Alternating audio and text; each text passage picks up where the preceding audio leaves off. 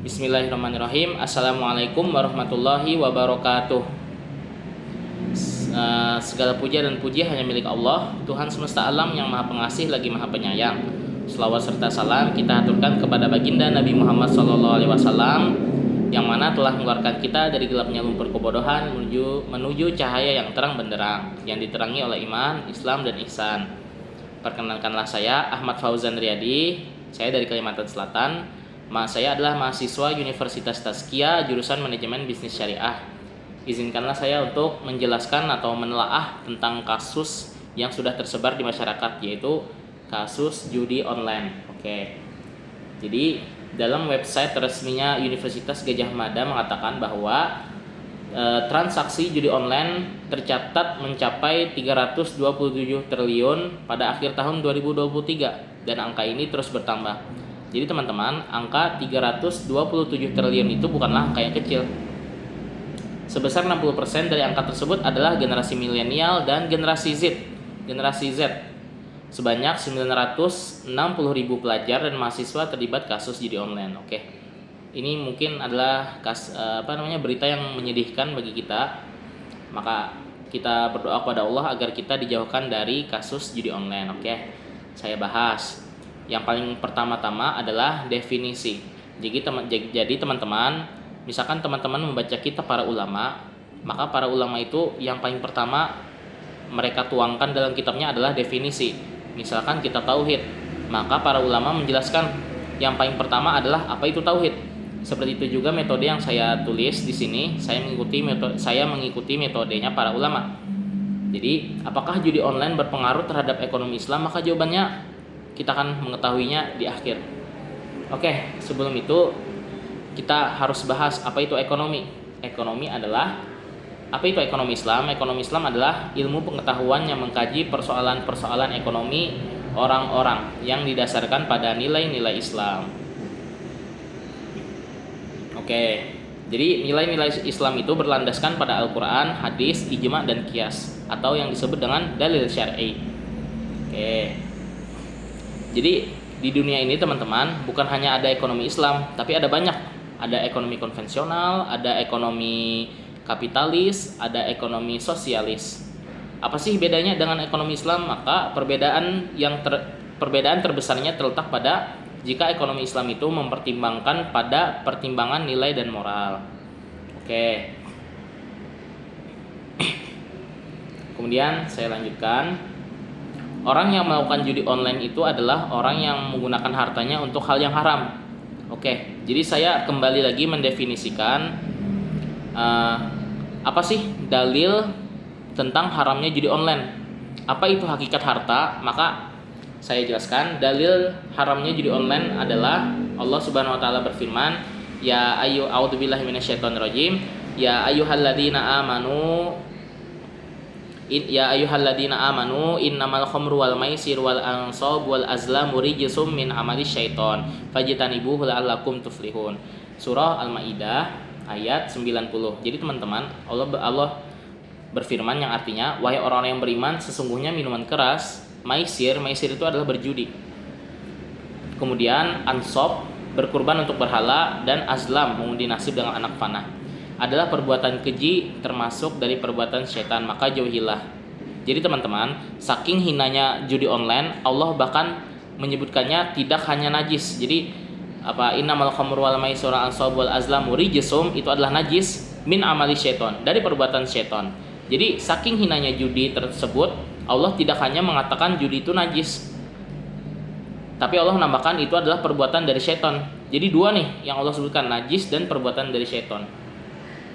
Kalau dalam sholat, baju kita ada najis, apakah sah sholatnya? Maka jawabannya tidak sah.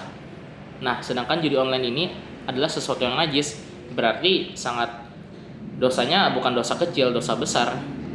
Dosanya pun juga, dan Allah pun juga mengatakan min amali syaiton, dari perbuatan syaiton. Itu menunjukkan bahwa perbuatan judi ini benar-benar perbuatan yang keji, yang melanggar syariat Islam. Oke. Kemudian kita masuk ke hakikat harta nih. Apa itu harta? Jadi harta itu dari kata bahasa Arabnya itu adalah al-mal.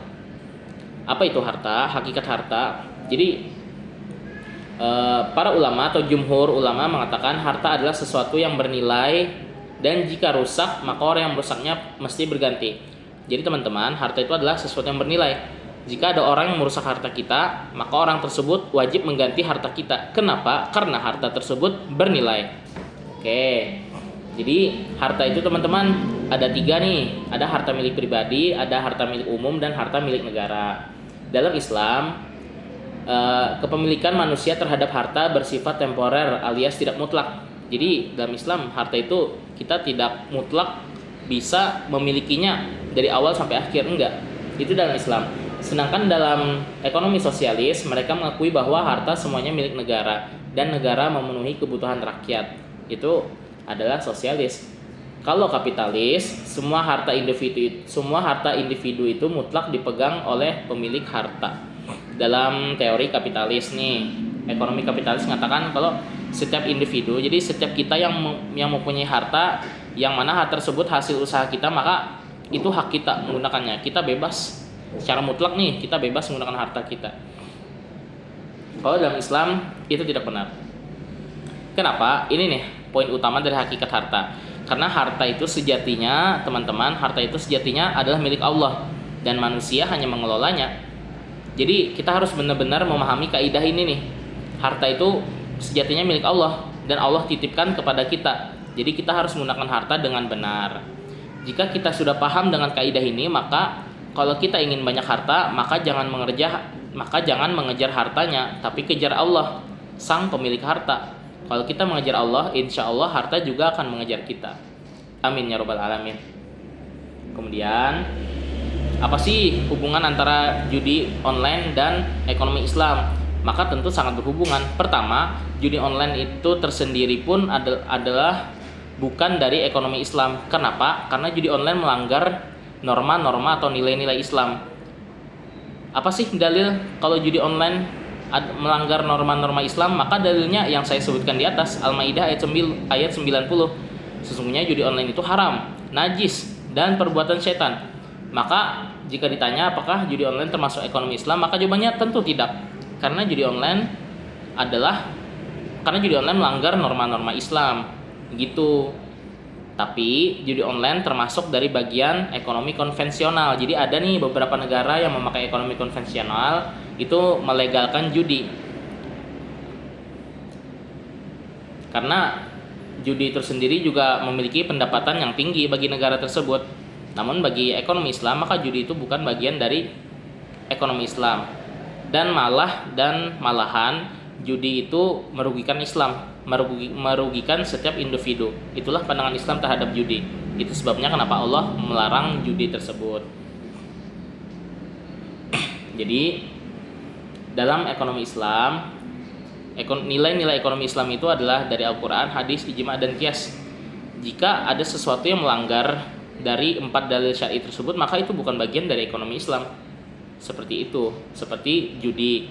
Jadi teman-teman, harta tersebut ada 2 nih. Ada harta yang halal, ada harta yang haram. Harta yang haram pun ada 2 jenisnya. Ada yang harta haram dari zatnya, contoh narkoba, khamar, itu zatnya sudah haram. Kemudian ada juga nih harta yang haram karena perkara yang lain. Contohnya judi ini tersendiri. Judi ini sendiri haram karena perkara yang lain. Kemudian dari berita yang saya baca, maka timbul pertanyaan, apa sih solusinya? Maka teman-teman, solusi yang saya ambil, dan ini juga pendapat dari Kementerian Agama Republik Indonesia adalah, maka solusi yang pertama untuk mencegah judi tersebar di masyarakat adalah, yang pertama adalah meningkatkan kualitas pendidikan masyarakat. Oke teman-teman, jadi meningkatkan kualitas pendidikan masyarakat secara umum, dan dan kita tekankan nih, kita edukasi ke masyarakat bahwasanya judi itu haram.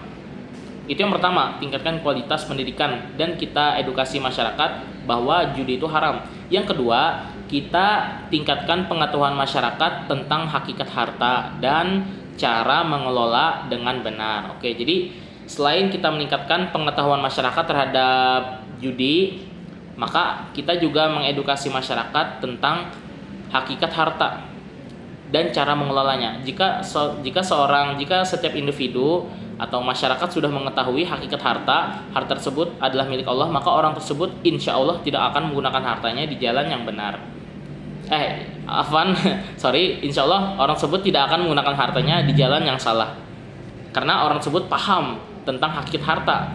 Orang tersebut akan merasa, oh ini harta Allah. Allah akan mengawasi kita dan setiap apa yang kita lakukan ada pertanggungjawabannya di hadapan Allah. Maka orang akan berpikir seperti itu. Jadi orang tidak akan melakukan judi. Jadi teman-teman, solusinya dari 2 poin yang saya ucapkan adalah pendidikan. Karena meningkatkan pendidikan itu adalah kemajuan suatu bangsa. Itulah yang disampaikan dari Kementerian Agama Republik Indonesia. Jadi mungkin ini saja penjelasan yang bisa saya sampaikan. Saya mohon maaf kalau kata-kata saya terbata-bata, terlalu cepat, terlalu lambat dan lain-lain. Terima kasih atas perhatiannya. Saya ucapkan syukran, jazakumullah khairan. Wassalamualaikum warahmatullahi wabarakatuh.